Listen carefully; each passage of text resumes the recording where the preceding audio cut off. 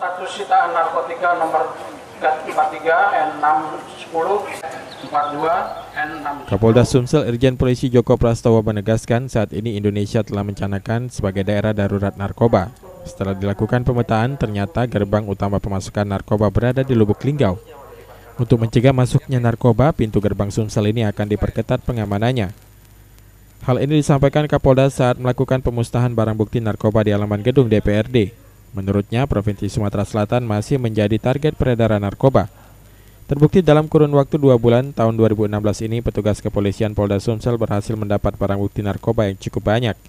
Dijelaskannya, Sumsel ternyata tidak bebas narkoba.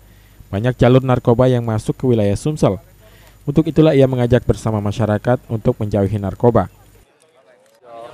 Sudah di mana-mana narkoba, makanya kita perangi rame-rame masyarakat juga. Makanya kita sekarang buka di muka umum ini, supaya masyarakat tahu narkoba itu berbahaya, racun, haram, dan itu dinyatakan sebagai darurat oleh Presiden, maka kita perangi bersama. 1.800 penggunanya. Ya, kan misalnya satu kasus itu ada 4 orang, 5 orang. Jadi kalau 100 kasus itu setahun. 100 kasus diperkirakan 1 tahun ya? Itu lebih.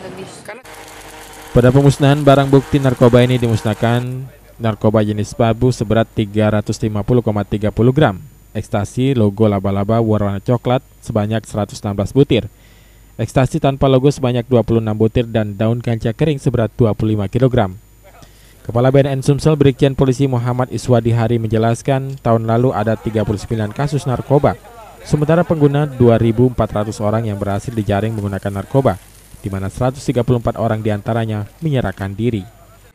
Belum yang di luar itu kan, kemudian yang sudah mulai agak lumayan, warga Sumsel kita tahu, dari 2.400-an itu ada kurang lebih 138 mereka yang ini melapor diri sekarang. Firman Hidayat, PAL TV.